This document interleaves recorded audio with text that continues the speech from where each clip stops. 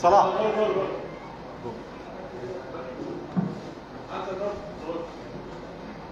आपल्या सगळ्यांचं सर्व पत्रकारांचं मी मनापासून स्वागत करतो।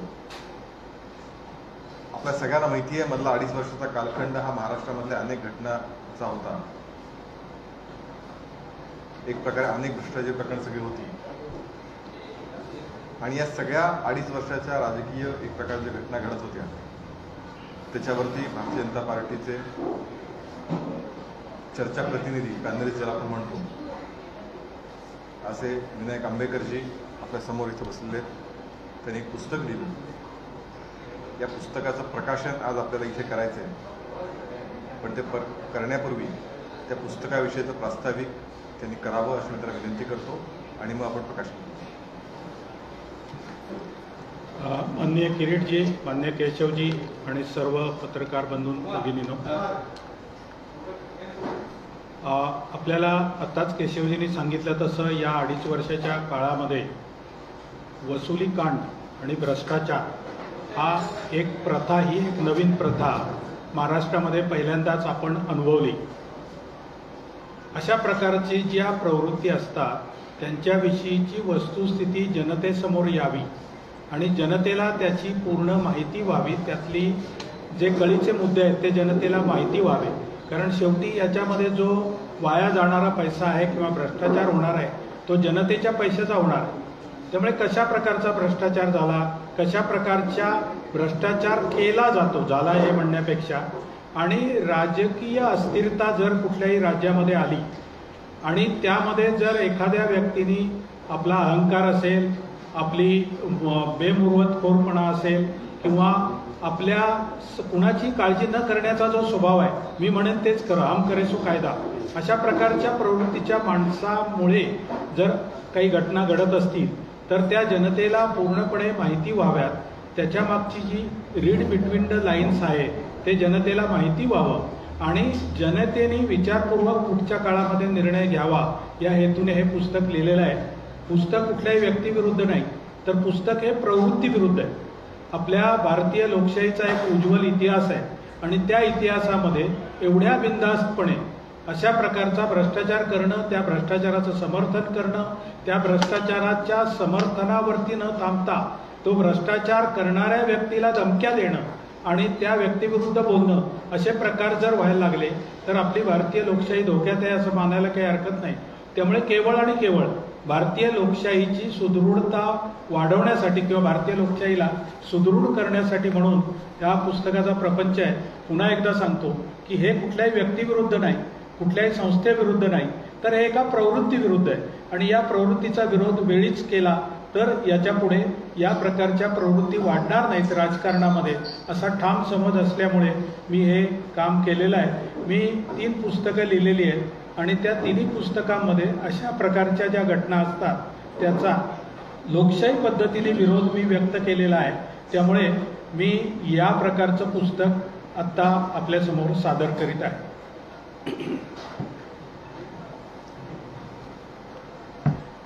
आंबेकरजी खरंच एक सिद्धहस्त लेखक आहेत। त्यांनी यापूर्वी नोटाबंदीची कारणं सांगणारं एक अतिशय चांगल्या पद्धतीचं पुस्तक त्यांनी लिहिलं होतं। वाचनीय, लोकांना खेळवून ठेवणारं अशा प्रकारचं पुस्तक होतं। मला नक्की खात्री आहे की हे पुस्तक सुद्धा मुळातच महाराष्ट्रात इतक्या रंजक घटना घडत होत्या, इतक्या नाट्यमय घटना घडत होत्या, इतक्या धक्कादायक घटना घडत होत्या की लोक सगळी गेले 2.5 वर्ष अचंबित होती, अस्वस्थ होती। त्यामुळे तो कंटेंट तर खूप चांगला होता, त्या कंटेंटचं खूप चांगल्या पद्धतीने ते मांडणी आंबेकर यांनी या पुस्तकात एक केली असणार याबद्दल दुमत नाही। म्हणून आपण त्या पुस्तकाचं प्रकाशन करू।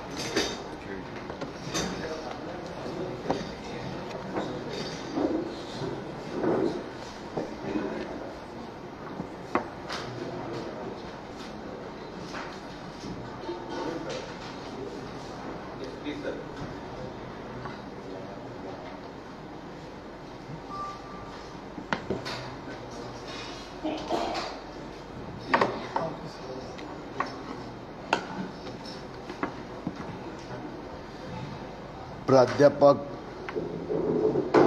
विनायक आंबेकरनी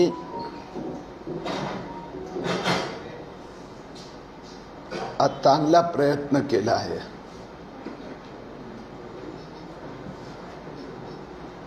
पुस्तकाचं प्रकाशन करताना साधारणरित्या आपल्याला आनंद होतो, बरं वाटते की लेखकांनी चांगलं काम केलं आहे. पण या विषयावरील पुस्तक प्रकाशन करताना मला दुःख वाटतंय, वाईट वाटतंय.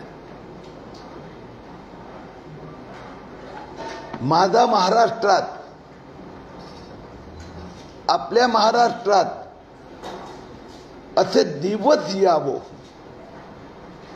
की वसुलीवर, घोटाळ्यावर पुस्तक लिहावी, हे दुर्दैव आहे. महाराष्ट्राचं दुर्दैव आहे. 1960 नंतर 62 वर्षात हे पहिलं असं सरकार की ज्या सरकारच्या राज्यात 32 महिन्याच्या काळात 4 नेते जेलमध्ये, 5वा लाईनीत. असे दिवस महाराष्ट्रात कधीही आले नव्हते. अनिल देशमुख जेलमध्ये, नवाब मलिक जेलमध्ये, संजय राऊत जेलमध्ये, अनिल परबचा रिसोर्ट तोडण्याचे आदेश आता महाराष्ट्राच्या पर्यावरण मंत्रालयाने आता दिले आहेत. केंद्र सरकारने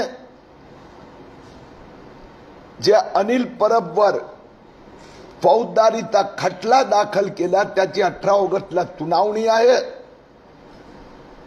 म्हणून मी सांगितलं. आणि त्या mafia police commissioner Sanjay Pandey जेलमध्ये, म्हणजे 4 जेलमध्ये गेले, 5वा नेत्यांचा मंत्री अनिल परबचं काय होणार सांगता येत नाही. रिसोर्ट तोडण्याचा आदेश, फौजदारी खटला दाखल झाला. ही स्थिती फक्त महाविकास आघाडीच्या सरकारच्या काळात आली. आणि म्हणून प्राध्यापक विनायक आंबेकरांना पुस्तक लिहिण्याची गरज पडली. एक दुर्दैव आहे की मुख्यमंत्री आणि पडद्या मागचे मुख्यमंत्री यांना भ्रष्टाचारी घोटाळेबाज मंत्र्यांना मंत्रिमंडळातून आम्ही काढणार नाही यासाठी आर्ग्युमेंट करावी लागते.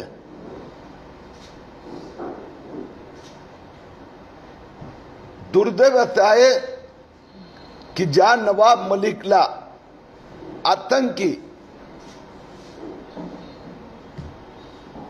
यांना मदत करण्यासाठी, फंडिंग करण्यासाठी, एनकरेज करण्यासाठी जेलमध्ये पाठवावं लागतं, टेरर फंडिंग, त्या नवाब मलिक मंत्रिमंडळात राहणारच हे दुर्दैव आहे महाराष्ट्रात. 62 वर्षात एवढं भ्रष्टाचारी सरकार हे पहिलं पाहिलं.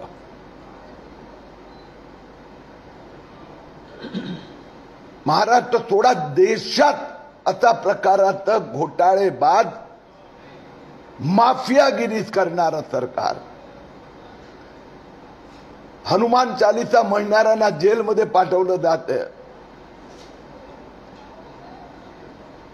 सुपारी, पोलीस सुपारी घेते. सचिन वाझे आणि प्रदीप शर्मा दोघांनी सुपारीच घेतली होती. आणि हे दोघे, एक शिवसेनेचा विधानसभेचा उमेदवार होता आणि दुसरा प्रवक्ता होता.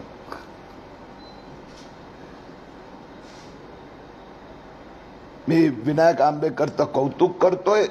त्यांनी एक काल्पनिक कादंबरीच्या स्वरूपात हे पुस्तक लिहिलं आहे.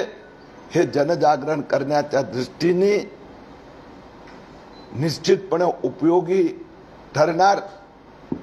9 ऑगस्ट 2022 मी पुन्हा एकदा दापोली यात्रा करणार आहे. तो हातोडा मी घेऊन मुलुंडून निघणार आहे. आदेश आता मंत्रालयातून, पर्यावरण मंत्रालयातून जिल्हाधिकाऱ्यांना पाठवले जात आहे की अनिल परबचा अनधिकृत रिसोर्ट तोडण्याचा अंतिम ऑर्डर 31 जानेवारी 2022 निघाला होता. 90 दिवसाचा आज साई रिसोर्ट, सीकॉन्स रिसोर्ट पाडण्याचं काम त्यांच्या मालकांनी करायचं होतं. महाराष्ट्र सरकारने ऍक्शन टेकन रिपोर्टचं स्टेटस पाठवलं आहे केंद्र सरकारला की रिसोर्ट मालकांनी पाडलेला नाही. म्हणून परवाच माझी मंत्रालयात वरिष्ठ अधिकाऱ्यांची मीटिंग झाली.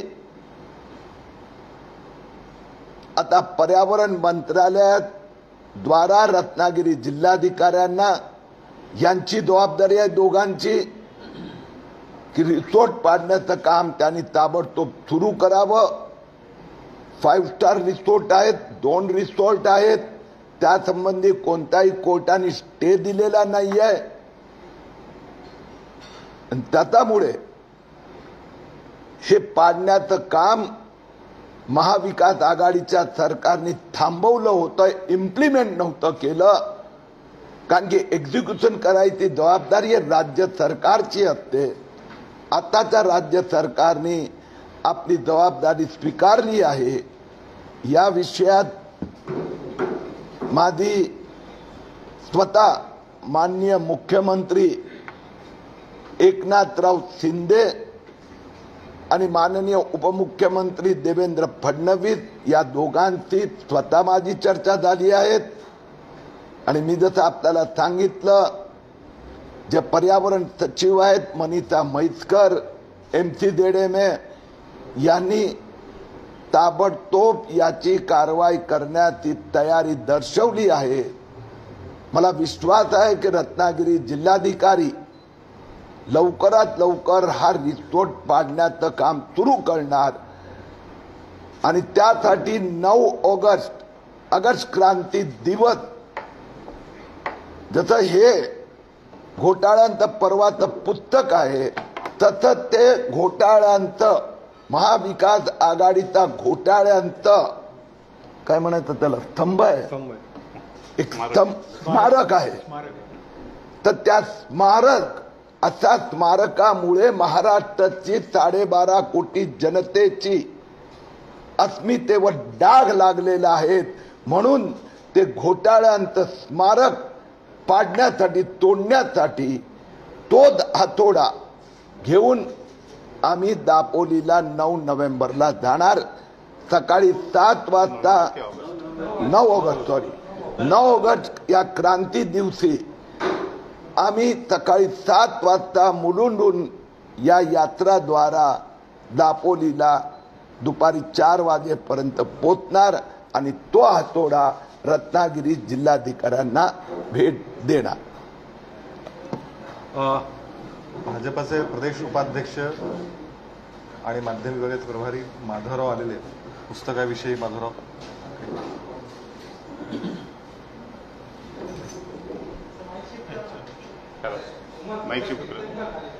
हे गेलं नाही ते हात नाही शिफ्ट. अच्छा,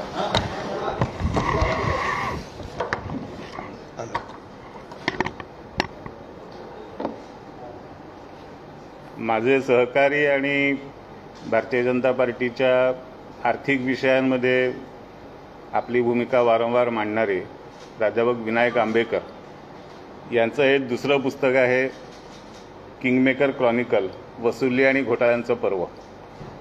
याच्या अगोदर त्यांनी नोटाबंदीच्या विषयामध्ये नोट सम्राट नावाचं एक अतिशय सुंदर कादंबरी लिहिलेली आहे आणि नोटाबंदीच्या मागचा काही घटनाक्रम आणि त्याच्यामधल्या अनेक घडामोडी या त्या पुस्तकात, त्या कादंबरीत त्यांनी दाखवल्या होत्या. ह्या कादंबरीमध्ये आत्ताचे सर्व संदर्भ आपल्याला सापडतील, पण सापडतील म्हणजे माणसं नाही सापडणार, संदर्भ सापडतील. आणि नेमकं या घोटाळ्यामागे काय काय चाललं होतं, कुणाकुणाचे काय काय संबंध होते आहेत, आणि हा पुढे हा कंटिन्युअस अनफोल्ड होत जाणारा ड्रामा आहे. इथे हे संपलं नाही, ही सुरुवात आहे. याच्यातून अजून अनेक गोष्टी बाहेर येणार आहेत आणि या पुढच्या काळामध्ये सुद्धा कदाचित अशा तऱ्हेची पुस्तकं वेगवेगळ्या लेखकांकडून आपल्यासमोर येतील. श्री अय्यर यांनी अशी काही 2-3 पुस्तकं या विषयांमध्ये लिहिली. दीपक करंजीकरने मराठीत लिहिली आणि त्याच धर्तीचं हेही पुस्तक आहे. एक वेगळ्या पद्धतीचं, वेगळ्या धर्तीचं पुस्तक आपल्यासमोर आम्ही माझ्या सहकार्याने सादर केलेलं आहे. आपण जरूर त्याचं स्वागत करावं अशी मी आपल्याला विनंती करेन.